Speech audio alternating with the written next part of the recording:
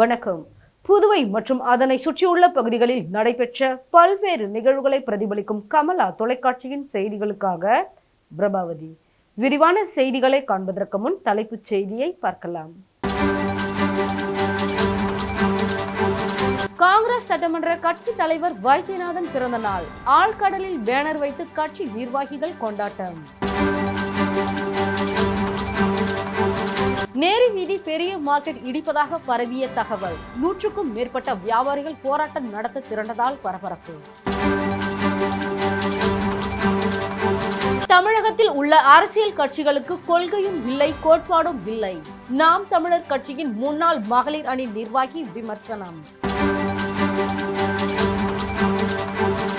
இனி விரிவான செய்திகள். காங்கிரஸ் சட்டமன்ற கட்சி தலைவர் வைத்தியநாதன் பிறந்த நாளை ஒட்டி ஆழ்கடலில் பேனர் வைத்து கட்சி நிர்வாகிகள் கொண்டாடினர். லாஸ்பேட்டை தொகுதியின் சட்டமன்ற உறுப்பினரும் காங்கிரஸ் சட்டமன்ற கட்சி தலைவருமான வைத்தியநாதன் பிறந்த நாளையொட்டி மாநிலம் முழுவதும் காங்கிரஸ் கட்சி நிர்வாகிகள் நலத்திட்ட உதவிகள் மற்றும் அன்னதானங்கள் வழங்கி வருகின்றனர். அதன் ஒரு பகுதியாக தொகுதி முழுவதும் அவரது ஆதரவாளர்கள் பல்வேறு இடங்களில் நலத்திட்ட உதவிகள், அன்னதானங்கள் வழங்கி கொண்டாடினர். இந்த நிலையில் லாஸ்பேட்டை தொகுதியை சேர்ந்த காங்கிரஸ் கட்சி நிர்வாகிகள் பழனி, மகேஷ் பாபு ஆலோசனைப்படி சட்டமன்ற உறுப்பினரின் தீவிர ஆதரவாளர்கள் நிரஞ்சன் மற்றும் ராஜேஷ் ஏற்பாட்டில் ஆழ்கடலில் பேனர் வைத்து தங்களின் வாழ்த்துக்களை தெரிவித்தனர்.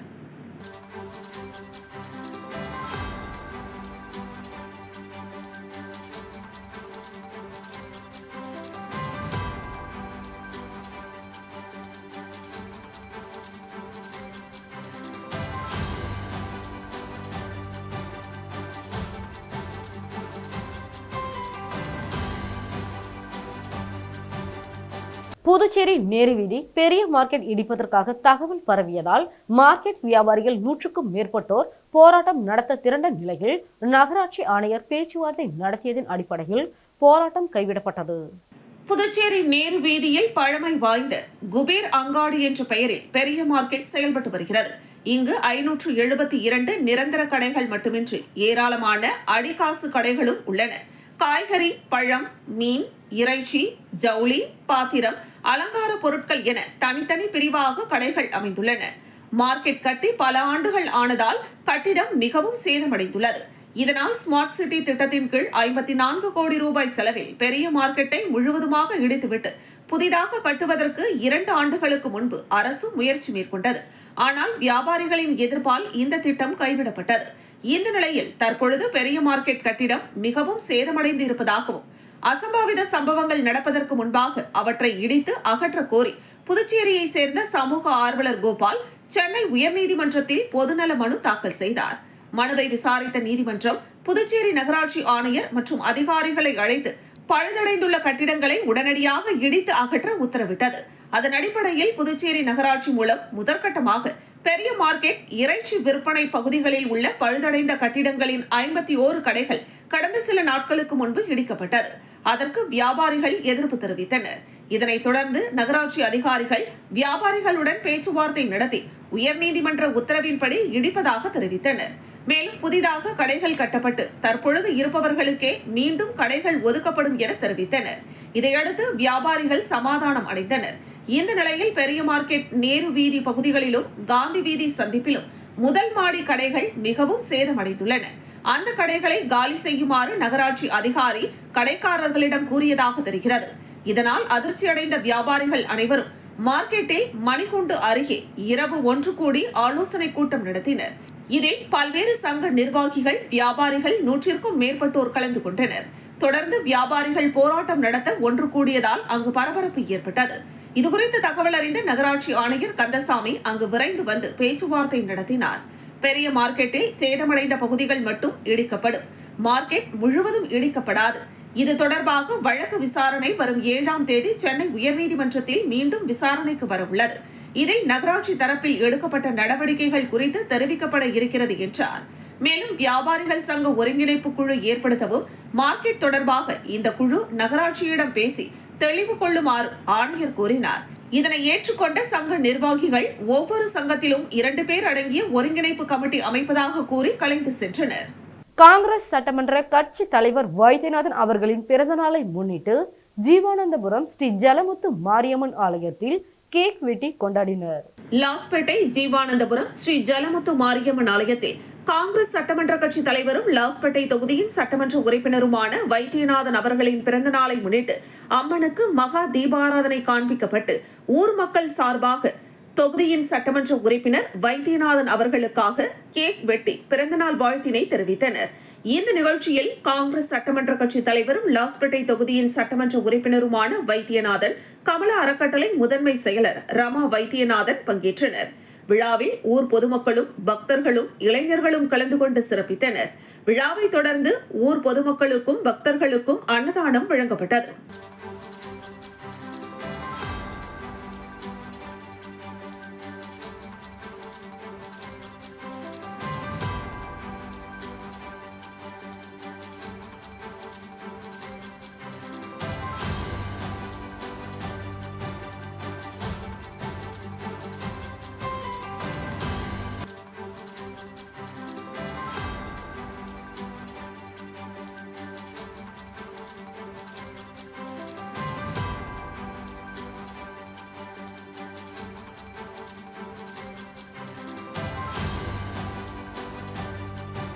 பல்வேறு மாநிலங்கள் மற்றும் யூனியன் பிரதேசங்களில் உதயநாள் விழாவில் ஆளுநர் மற்றும் முதலமைச்சர் ஆகியோர் பங்கேற்றனர். ஆந்திர பிரதேசம், கர்நாடகா, பஞ்சாப், ஹரியானா, மத்திய பிரதேசம், புதுச்சேரி, அந்தமான், நிக்கோபார் தீவுகள், லட்சதீபம், சண்டிகர், ஜம்மு காஷ்மீர், லடாக் உள்ளிட்ட பல்வேறு மாநிலங்கள் மற்றும் யூனியன் பிரதேசங்களின் உதயநாள் விழா ஆளுநர் மாளிகையில் கொண்டாடப்பட்டது. துணைநிலை ஆளுநர் கைலாஷ்நாதன் சிறப்பு விருந்தினராக நிகழ்ச்சியில் கலந்து கொண்டார். நிகழ்ச்சியில் அந்தந்த மாநிலங்களின் கலை கலாச்சாரத்தை பிரதிபலிக்கும் வகையிலான கலை நிகழ்ச்சிகள் நிகழ்த்தப்பட்டன. பல்வேறு மாநில சமுதாயத்தினர் நிகழ்ச்சியில் பங்கேற்றனர். முதலமைச்சர் ரங்கசாமி, சட்டப்பேரவை தலைவர் செல்வம், உள்துறை அமைச்சர் நமச்சிவாயம், சட்டப்பேரவை துணைத் தலைவர் ராஜவேலு, தலைமை செயலர் டாக்டர் சரத் சௌஹான், காவல்துறை தலைமை அதிகாரி ஏ.கே. சிங்லா ஆகியோர் நிகழ்ச்சியில் கலந்து கொண்டனர்.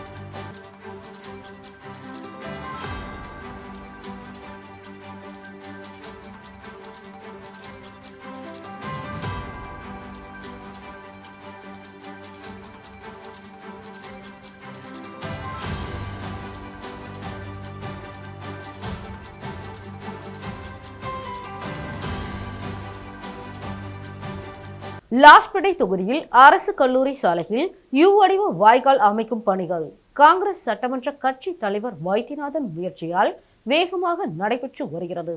லாஸ்பேட்டை தொகுதிக்குட்பட்ட அரசு கல்லூரி சாலையில் நீண்ட காலமாக போக்குவரத்து பிரச்சனை ஏற்பட்டு வருகிறது. இதனால் கல்லூரி செல்லும் மாணவர்கள் மற்றும் பேருந்துகள் போக்குவரத்து சிரமத்தில் மாட்டிக்கொள்கிறது. இந்த நிலையில் அப்பகுதி பொதுமக்கள் வைத்த கோரிக்கையின் அடிப்படையில் தொகுதியின் சட்டமன்ற உறுப்பினரும் காங்கிரஸ் சட்டமன்ற கட்சி தலைவருமான வைத்தியநாதன் அரசு அதிகாரிகளிடம் பல்வேறு கோரிக்கைகளை முன்வைத்து சாலை விரிவாக்கம் மற்றும் யூ வடிவ வாய்க்கால் அமைக்கும் பணிகள் மேற்கொள்வதற்கு பூமி பூஜை நடத்தி தற்பொழுது பணிகள் வேகமாக நடைபெற்று வருகிறது. சில தினங்களில் இப்பணிகள் நிறைவடைந்து சாலை விரிவாக்கம் செய்யப்பட்டு போக்குவரத்து நெரிசல் ஏற்படாது என அதிகாரிகள் தெரிவித்தனர்.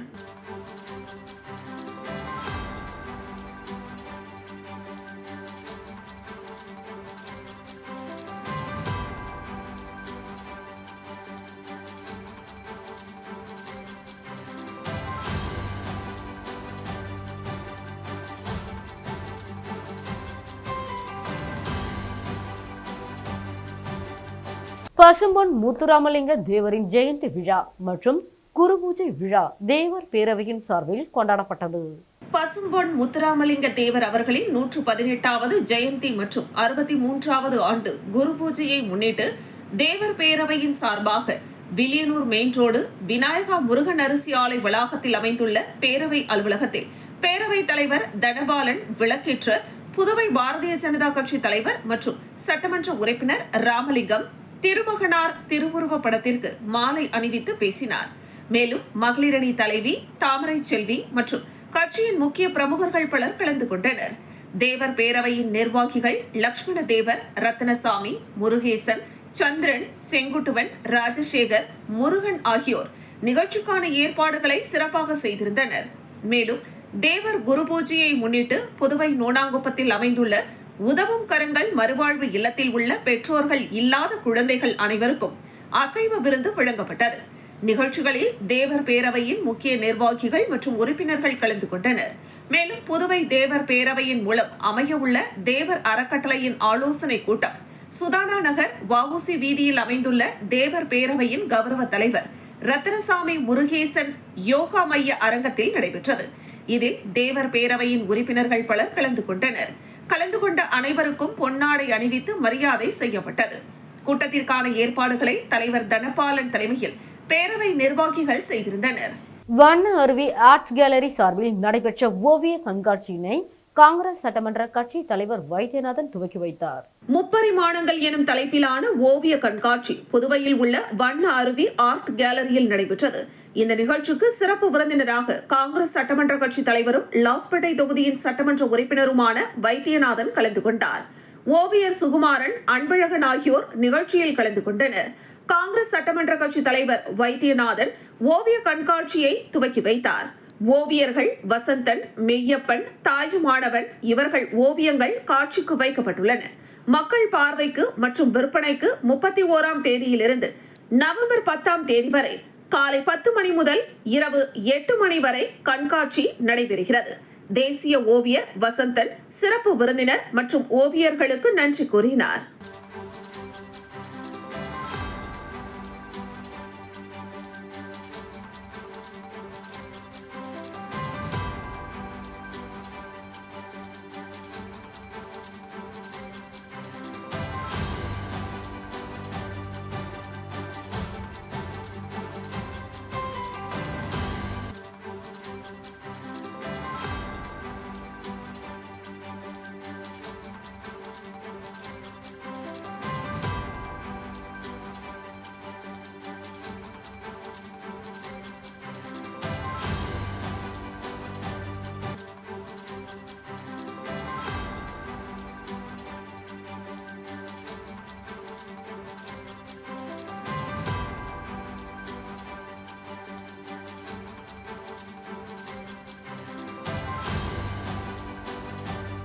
அரியாங்குப்பம் சட்டமன்ற அலுவலகத்தில் மகளிர் மற்றும் குழந்தைகள் மேம்பாட்டு துறையின் மூலம் பெண் குழந்தைகளுக்கான பாதுகாப்பு திட்டத்தின் கீழ் காசோலை வழங்கப்பட்டது.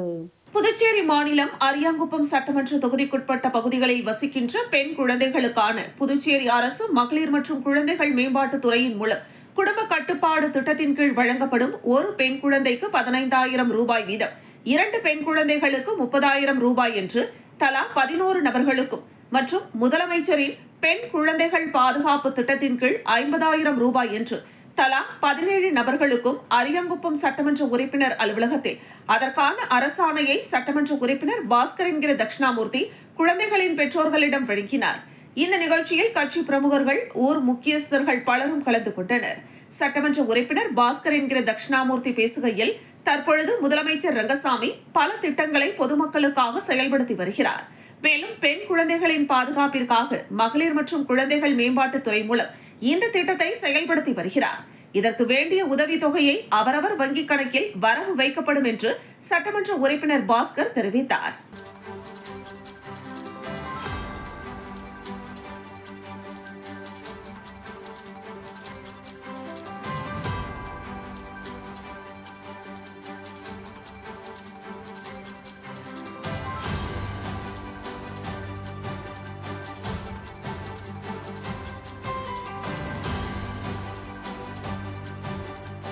சட்டமன்ற உறுப்பினர் வைத்தியநாதன் அவர்களின் பிறந்தநாளை முன்னிட்டு ஆர்கேடி ராயல் குரூப்ஸின் நிறுவனர் தீன தயாளன் தலைமையில் இளைஞர்கள் கேக் வெட்டி கொண்டாடினர். காங்கிரஸ் சட்டமன்ற கட்சி தலைவரும் லாஸ்பேட்டை தொகுதியின் சட்டமன்ற உறுப்பினருமான வைத்தியநாதன் அவர்களின் பிறந்தநாளை முன்னிட்டு லாஸ்பேட்டை தொகுதி இளைஞர்கள் சின்மயன் மற்றும் ஆர்கேடி ராயல் குரூப்ஸின் நிறுவனர் தீனதயாளன் தலைமையில் லாஸ்பேட்டை சட்டமன்ற உறுப்பினர் அலுவலகத்தில் கேக் வெட்டி சிறப்பாக கொண்டாடினர். மேலும் ஆர்கேடி ராயல் குரூப்ஸின் நிறுவனர் தீனதயாளன் தலைமையில் இளைஞர்கள் சார்பில் காங்கிரஸ் சட்டமன்ற கட்சி தலைவர் வைத்தியநாதனுக்கு சால்வை அணிவித்தும் ஆளுயர மாலை அணிவித்தும் பிறந்தநாள் வாழ்த்துக்களை தெரிவித்தனர். இதில் தொகுதி இளைஞர்கள் பலர் கலந்து கொண்டனர்.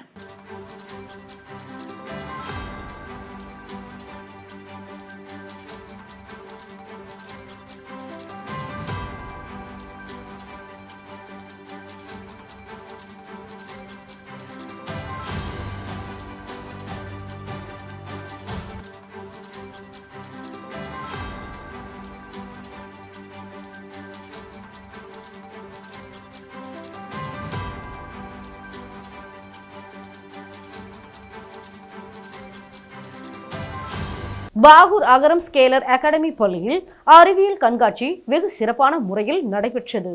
புதுச்சேரி மாநிலம் பாகூர் கொம்யூன் குடியிருப்பு பாளையம் பகுதியில் இயங்கி வரும் அகரம் ஸ்காலர்ஸ் அகாடமி பள்ளியில் அறிவியல் மற்றும் கலை கண்காட்சி சிறப்பாக நடைபெற்றது. விழாவில் பள்ளி தாளாளர் உமா மகேஸ்வரி தலைமை தாங்கினார். அறிவியல் ஆசிரியை விஜயலட்சுமி அனைவரையும் வரவேற்றார்.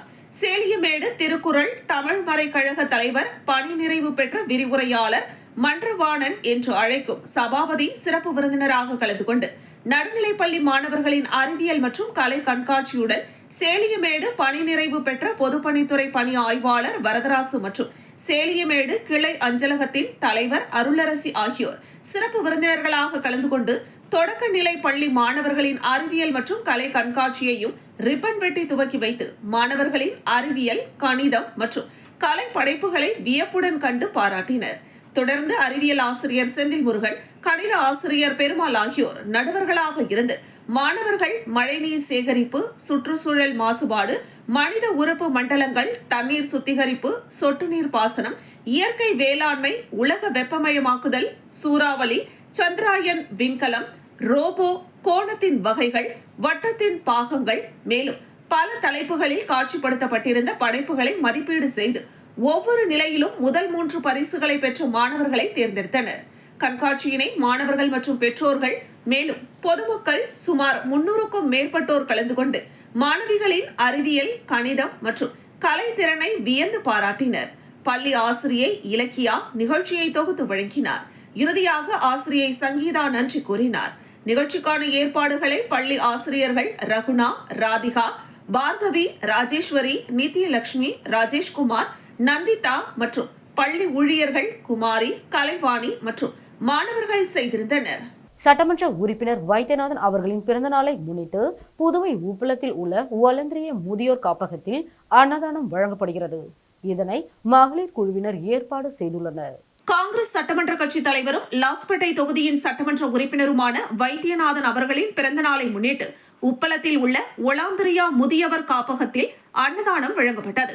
விழாவில் காங்கிரஸ் சட்டமன்ற கட்சி தலைவரும் லாஸ்பேட்டை தொகுதியின் சட்டமன்ற உறுப்பினருமான வைத்தியநாதன், கமலா அறக்கட்டளை முதன்மை செயலர் ரமா வைத்தியநாதன், முன்னாள் முதலமைச்சர் நாராயணசாமி ஆகியோர் கலந்து கொண்டு முதியோர்களுக்கு அன்னதானம் வழங்கினர்.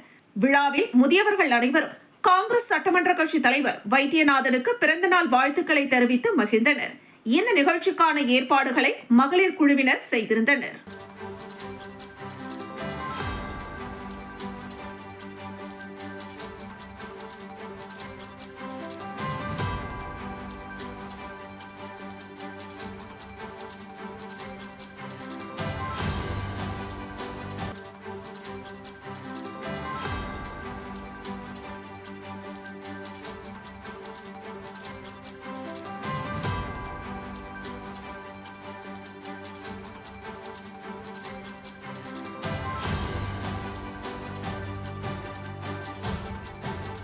புதுச்சேரியில் ஆர்எல்வி மக்கள் முன்னேற்ற கழகத்தை துவக்கி கட்சி பெயர் கொடியை நிறுவன தலைவர் வெங்கட்ராமன் அறிமுகம் செய்துள்ளார்.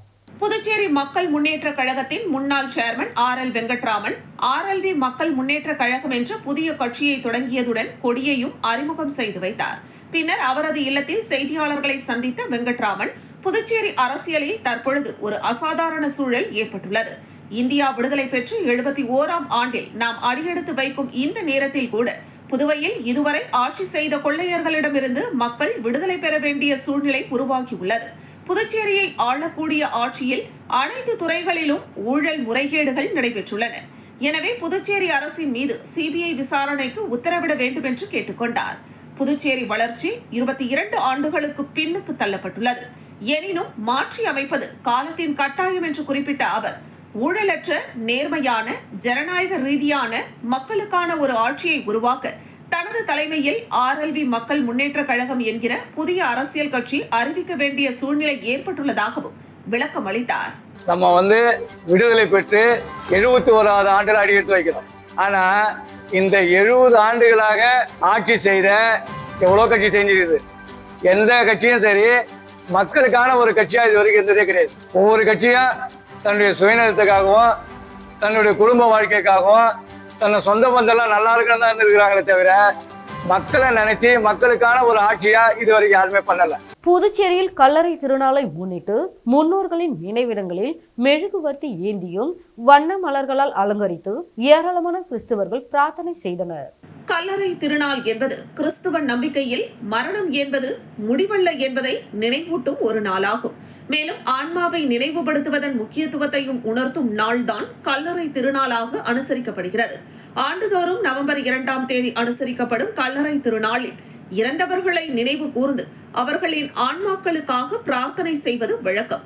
இந்த நாளில் மக்கள் கல்லறைகளுக்கு சென்று மலர்கள், முன்னோர்களின் நினைவிடங்களை மலர்களால் அலங்கரித்து மெழுகுவர்த்திகள் மற்றும் வாசனை திரவியங்களுடன் வழிபாடு நடத்துவார்கள்.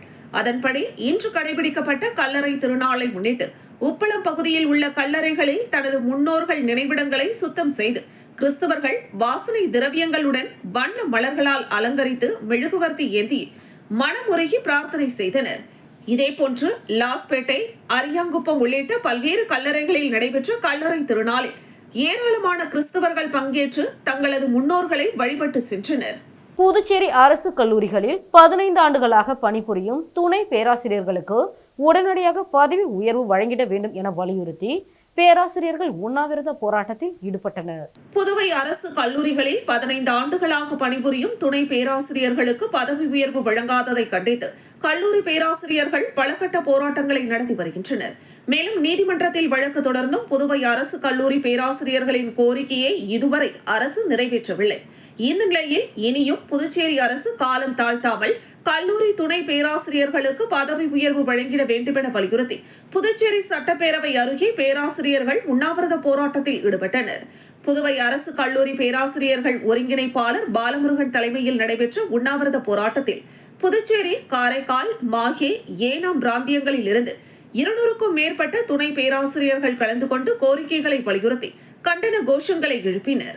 பதவி உயர்வு சுமார் 15 ஆண்டு காலமாக கோப்புகள் அனுப்பியும் நிறைவேற்றப்படாமல் இருப்பதற்காக இன்று பல போராட்டங்கள் நடத்தி இன்று உண்ணாவிரத போராட்டம் காலை 9 மணி முதல் மாலை 5 மணி வரை இந்த போராட்டம் நடைபெற்றுக் கொண்டிருக்கிறது. இந்த போராட்டத்தில் இந்த ப்ரமோஷன் எங்களுக்கு ஏன் கிடைக்கல அப்படின்னு பார்த்தீங்கன்னு சொன்னா, கல்லூரியிலிருந்து யூனிவர்சிட்டி கிராண்ட்ஸ் கமிஷன் UGC-உடைய பரிந்துரைப்படி இவை அனைத்தும் கல்லூரியிலிருந்து உயர்கல்வித்துறைக்கு ரெக்கமெண்ட் ஆயிடுச்சு. தமிழகத்தில் உள்ள அரசியல் கட்சிகளுக்கு கொள்கையும் இல்லை, கோட்பாடும் இல்லை என்றும் தேர்தல் நேரத்தில் எவ்வளவு சீட்டு, எவ்வளவு நோட்டு என்ற அடிப்படையிலேயே பேரம் பேசி கூட்டணி வைப்பதாகவும் காளியம்மாள் கடுமையாக விமர்சித்துள்ளார். புதுச்சேரிக்கு வருகை புரிந்த நாம் தமிழர் கட்சியின் முன்னாள் மகளிரணி நிர்வாகி காளியம்மாள் செய்தியாளர்களை சந்தித்தார்.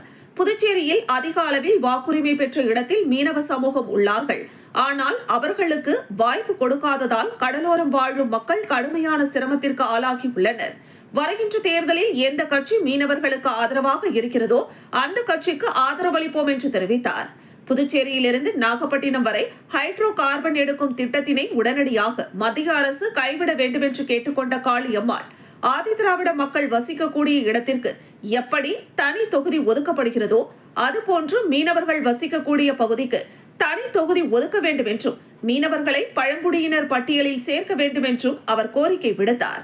மக்கள் பிரச்சனைகளை பற்றி கவலைப்படாத ஒரு ஆட்சி தமிழகத்தில் நடைபெற்று வருவதாகவும் வரும் 2026ஆம் ஆண்டு தேர்தலில் நிச்சயம் போட்டியிடுவேன் என்றும் அது அரசியல் கட்சி சார்பிலா அல்லது இயக்கத்தின் சார்பிலா என்பது விரைவில் தெரியவரும் என்றார்.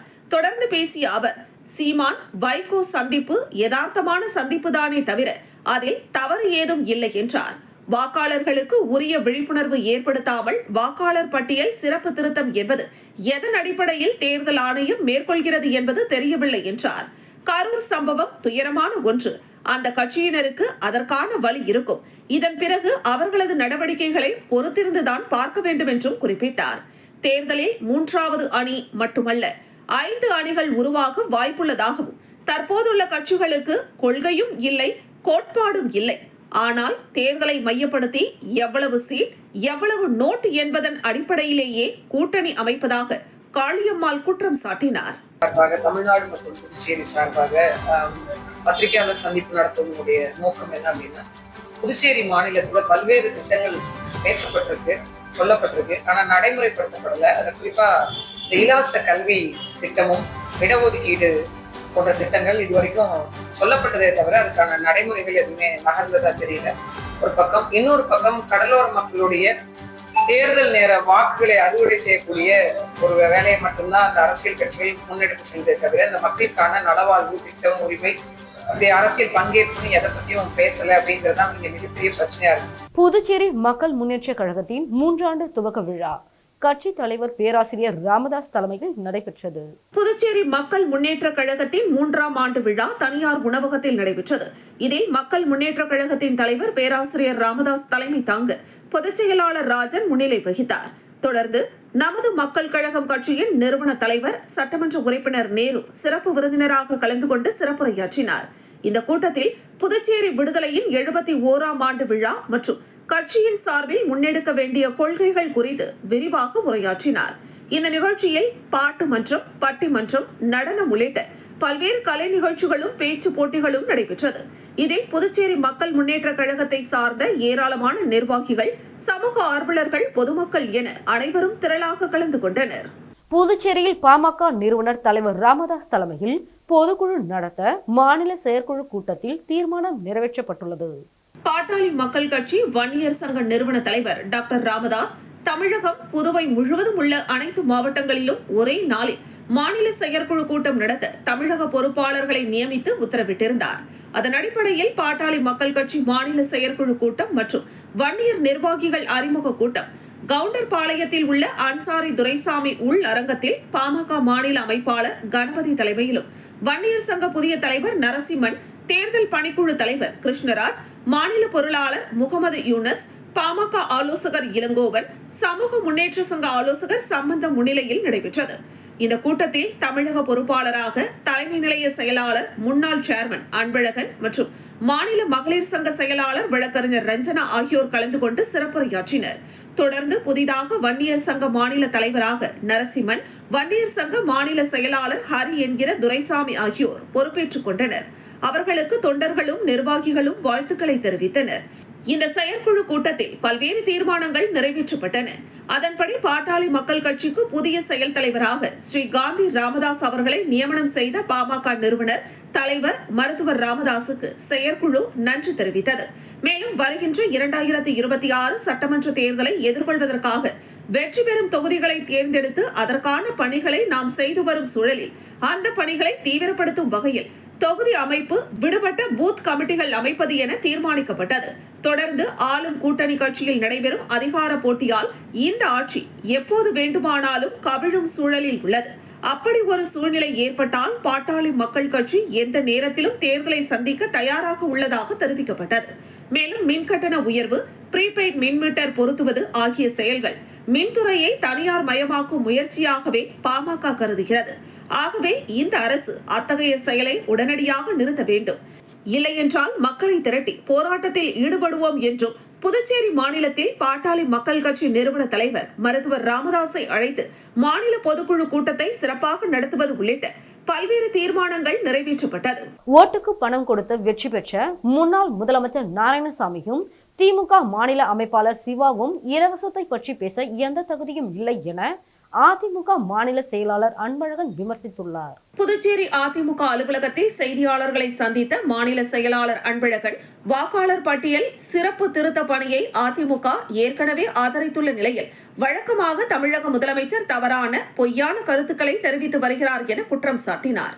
வாக்காளர் பட்டியல் சிறப்பு திருத்த பணி தொடங்காத நிலையில் புதுச்சேரி முன்னாள் முதலமைச்சர் நாராயணசாமி தவறான பொய்யான கருத்துக்களை மக்கள் மத்தியில் பரப்பி வருகிறார் என்றும் இவர் மீது தேர்தல் ஆணையம் தகுந்த நடவடிக்கை எடுக்க வேண்டும் என்றும் வலியுறுத்தினார். புதுச்சேரியில் கடந்த ஓராண்டு காலமாக பல அமைப்புகள் மக்களுடைய நலன் கருதி ஏழை எளிய மக்களுக்கு உதவிகளை செய்து வருகிறார்கள். ஆனால் இவர்களை கொச்சைப்படுத்தும் விதமாக முன்னாள் முதலமைச்சர் நாராயணசாமி திமுக மாநில அமைப்பாளர் சிவா பேசுவது வன்மையாக கண்டிக்கத்தக்கது என்றார். தேர்தல் நேரத்தில் ஓட்டுக்காக பணம், தங்க காசு, இலவச பொருட்களை கொடுத்து வாக்குகளை பெற்ற நாராயணசாமியும் சிவாவும் இலவசத்தை பற்றி பேச என்ன தகுதி இருக்கிறது என்றும் கேள்வி எழுப்பினார். பிறரை பற்றி குறை கூறும் தகுதி இருவருக்குமே இல்லை என்றும் அதிமுக மாநில செயலாளர் அன்பழகன் தெரிவித்தார். நடிகர் சிலம்பரசன் ஆணையின்படி உருளையன்பேட்டை தொகுதியில் லாயல் ஃபேன்ஸ் எஸ்டிஆர் கிளை நற்பணி மன்றம் துவங்கப்பட்டு துப்புரவு பணியாளர்கள், பள்ளி குழந்தைகள் மற்றும் பொதுமக்களுக்கு நலத்திட்ட உதவிகள் வழங்கப்பட்டது. புதுச்சேரி பேருந்து நிலையம் அருகே உருளையன்பேட்டை தொகுதியில் லாயல் ஃபேன்ஸ் எஸ்டிஆர் கிளை நற்பணி மன்ற தொடக்க விழா நடைபெற்றது. மாநில கௌரவ தலைவர் பசுபதி, மாநில தலைவர் பாபு செல்வராஜ், ஆலோசகர் அசோக் ராஜா ஆகியோர் தலைமையில் இந்த நிகழ்ச்சி நடைபெற்றது. நடிகர் சிலம்பரசன் ஆணைப்படியும் அகில இந்திய தலைவர் வாசு அவர்களின் வழிகாட்டுதலின்படியும் இன்று தொடங்கப்பட்ட சிலம்பரசன் நற்பணி மன்ற தொடக்க விழாவில் புதுச்சேரி துப்புரவு பணியாளர்களுக்கு நலத்திட்ட உதவிகளாக மழை அங்கி, அரிசி, கோதுமை, சர்க்கரை, பேரிச்சம்பழம் மற்றும் பள்ளி குழந்தைகளுக்கு நோட்டு புத்தகங்கள், பேனா போன்ற பொருட்களும் மற்றும் பொதுமக்களுக்கு அன்னதானமும் வழங்கி சிறப்பித்தனர். இந்த நிகழ்ச்சியினை லாயல் ஃபேன்ஸ் சிலம்பரசன் ரசிகர் மன்ற தலைவர் கவியரசன், துணைத் தலைவர் சாம்ராஜ், செயலாளர் ஸ்டீபன் ராஜ், பொருளாளர் அறிவழகன், துணை செயலாளர் மோசஸ், துணை பொருளாளர் கபிலன், ஆலோசகர் ஜான் கபில் ஆகியோர் நிகழ்ச்சியினை ஏற்பாடு செய்திருந்தனர். புதுச்சேரி சிலம்பரசன் ரசிகர் மன்றத்தினர் திரளாக கலந்து கொண்டு இந்த நிகழ்ச்சியினை சிறப்பித்தனர். திண்டிவனத்தில் நடைபெற்ற டாக்டர் அப்துல் கலாம் பத்திரிகையாளர்கள் சங்க ஆலோசனை கூட்டத்தில் பத்திரிகையாளர்களுக்கு மழையங்கி வழங்கப்பட்டது. திண்டிவனம் அடுத்த ஜக்கம்பேட்டையில் உள்ள அரசு விருந்தினர் மாளிகையில் டாக்டர் அப்துல் கலாம் பத்திரிகையாளர்கள் நலசங்க ஆலோசனை கூட்டம் நடைபெற்றது. சங்கத்தின் தலைவர் முருகன் தலைமையில் நடைபெற்ற இந்த ஆலோசனை கூட்டத்தில் சங்கத்தின் சார்பில் மரக்காணத்தில் முப்பெரும் விழா நடத்துவது உள்ளிட்ட பல்வேறு தீர்மானங்கள் நிறைவேற்றப்பட்டன.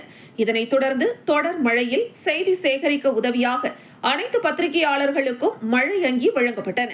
இந்த நிகழ்ச்சியில் சங்கத்தின் செயலாளர் சுரேஷ், சங்கத்தின் பொருளாளர் சங்கர் கணேஷ், ஒருங்கிணைப்பாளர் பழனி மற்றும் சங்க நிர்வாகிகள் மோகன், முல்லைக்குமார், கோகுல்ராஜ், சையது ரபீது, தேவா, தாண்டவன், சண்முகம், ரவி, பரத் உள்ளிட்டோர் கலந்து கொண்டனர்.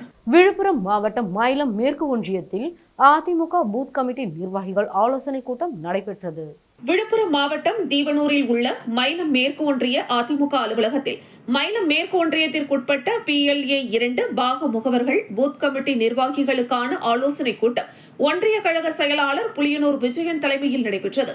இதில் மயிலம் மேற்கு ஒன்றியத்திற்குட்பட்ட ஒன்றிய அதிமுக நிர்வாகிகள், சார்பாணி நிர்வாகிகள், கிளைக்கழக நிர்வாகிகள் பெருந்திரளாக கலந்து கொண்டனர். விழுப்புரம் கிழக்கு பாண்டியா ரோட்டில் உள்ள ஆதிபராசக்தி சித்தர் பீடத்தின் கும்பாபிஷேக விழாவில் சக்தி செந்தில்குமார் கலந்து கொண்டார். விழுப்புரம் கிழக்கு பாண்டி ரோடு சவிதா தியேட்டர் அருகில் உள்ள ஆதிபராசக்தி சித்தர் பீடத்தில் கும்பாபிஷேக விழா சிறப்பாக நடைபெற்றது. இந்த விழாவிற்கு ஆதிபராசக்தி ஆன்மீக இயக்க விழுப்புரம் மாவட்ட தலைவர் மூர்த்தி தலைமை தாங்கினார். இந்த நிகழ்ச்சியில் சிறப்பு அழைப்பாளராக சக்தி கோபா செந்தில்குமார் கலந்து கொண்டு கும்பாபிஷேகத்தை நடத்தினார். மேலும் இதில் சுமார் 1000த்திற்கும் மேற்பட்ட செவ்வாடை பக்தர்கள் பங்கேற்று ஆதிபராசக்தி அம்மனை வழிபட்டனர். மீண்டும் தலைப்புச் செய்திகள். காங்கிரஸ் சட்டமன்ற கட்சி தலைவர் வைத்தியநாதன் பிறந்த நாள். ஆழ்கடலில் பேனர் வைத்து கட்சி நிர்வாகிகள் கொண்டாட்டம். நேரு வீதி பெரிய மார்க்கெட் இடிப்பதாக பரவிய தகவல். 100க்கும் மேற்பட்ட வியாபாரிகள் போராட்டம் நடத்த திரண்டதால் பரபரப்பு. தமிழகத்தில் உள்ள அரசியல் கட்சிகளுக்கு கொள்கையும் இல்லை, கோட்பாடும் இல்லை. நாம் தமிழர் கட்சியின் முன்னாள் மகளிர் அணி நிர்வாகி விமர்சனம். இத்துடன் செய்திகள் நிறைவடைகிறது. செய்திகளை உடனுக்குடன் தெரிந்து கொள்ள கமலா தொலைக்காட்சி சமூக வலைத்தளத்தை பின்பற்றவும். நன்றி, வணக்கம்.